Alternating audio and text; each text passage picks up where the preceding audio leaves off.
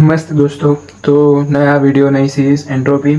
ये अपना अब ईटी यानी इंजीनियरिंग थर्मोडायनामिक्स सीरीज़ चालू हुई है। तो उसमें एंट्रोपी चैप्टर देख रहे हैं। ये टॉपिक हम सब लाइन बाय लाइन कवर करेंगे। आज के टॉपिक में हम देखेंगे बेसिक एंट्रोपी क्या है और प्रॉपर्टीज़ ऑफ एंट्रोपी, ये वाला। फिर उसके बाद हम ये टॉपिक कवर करेंगे। अब पहले देखते हैं कि एंट्रोपी क्या है। Entropy is a measure of disorder randomness of a system. मतलब कोई सिस्टम है, जैसे कोई एक क्लास है, क्लास को एक सिस्टम के तरीके से लेते हैं। अब क्लास में जो बच्चे एकदम व्यवस्थित ने एकदम लाइन में बैठे हैं न, सब अच्छे अच्छे अच्छे तरीके से लाइन बना के सब बैठे हैं, तो वो क्लास की जो रैंडमनेस यानी जो एंट्रोपी होगी वो कम होगी। अब उसी क्लास में कुछ भी मतलब गमे टाइम मतलब कोई भी रीते जो वो वहाँ पे बच्चे बैठे हो, जैसे भी उनको मर्जी हुई वैसे वो लोग बैठे हो, तो वो क्लास की जो ये एंट्रोपी होती है वो ज़्यादा होगी, क्योंकि उसमें रैंडमनेस या डिसऑर्डर ज़्यादा है, इसके लिए। अब मोर डिसऑर्डर और spread out the energy particles are higher entropy. मतलब मैंने बोला वही, जितना डिसऑर्डर ज़्यादा उतनी एंट्रोपी ज़्यादा। अब एग्जाम्पल से हम अपने समझते हैं। Ice particles are well arrange. Ice होता है जो क्यूब होता है, उसमें पार्टिकल होते हैं, वो प्रॉपर अरेंजमेंट के साथ होते हैं, इसलिए उसकी एंट्रोपी कम होती है। फिर वाटर, वाटर में जो पार्टिकल होते हैं मतलब प्रॉपर होते हैं, आइस से कम वो लोग ऑर्डर में होते हैं और गैस से ज़्यादा ऑर्डर में होता है, मतलब मीडियम। इस वजह से उसकी एंट्रोपी मीडियम होती है। अब गैस, अब उसके पार्टिकल को पता है वो कहीं भी जाते रहते हैं, मतलब रैंडमनेस ज़्यादा होती है, उनमें डिसऑर्डर ज़्यादा होता है, इसके लिए उसमें होता है हाई एंट्रोपी। तो उम्मीद है आपको एंट्रोपी समझ में आया होगा। मैं थोड़ी सी कैरेक्टरिस्टिक्स देख लेते हैं, इसके प्रॉपर्टी देखेंगे। प्रॉपर्टी एग्जाम में पूछा सकती है 3 या 4 मार्क में। तो entropy is a molecular disorder और रैंडमनेस ऑफ मॉलिक्यूल, मैंने बोला वो। फिर प्रॉपर्टी ऑफ अ सिस्टम, अब आप बोलोगे मतलब अब जैसे कोई भी एक सिस्टम है, उसकी प्रॉपर्टी मेलिएबिलिटी के, डक्टिलिटी के, सोनोरस, वैसे ये जो अपना एंट्रोपी है वो भी एक प्रॉपर्टी है सिस्टम की। फिर एंट्रोपी डिपेंड ऑन मास। अब सिस्टम में अंदर कितना मास है उस पर अपनी एंट्रोपी डिपेंड करती है। It is a state function. अब स्टेट फंक्शन मतलब क्या, मतलब इनिशियल और फाइनल स्टेट।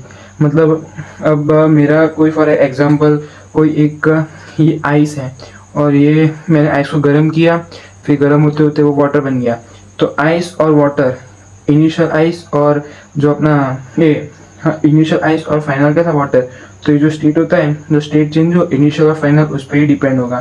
फिर ये for reversible process S2 - S1 system plus S2 - S1 surrounding, मतलब S मतलब एंट्रोपी इक्वल टू 0 इरिवर्सिबल के लिए ये आपको न्यूमेरिकल में यूज हो सकता है।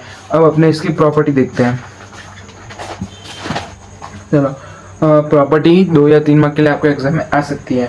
Entropy is a state function, मैंने बोला वो स्टेट, मैंने समझाया कैसे फाइनल स्टेट और जो इनिशियल स्टेट पे डिपेंड होती है, वो not on a part taken.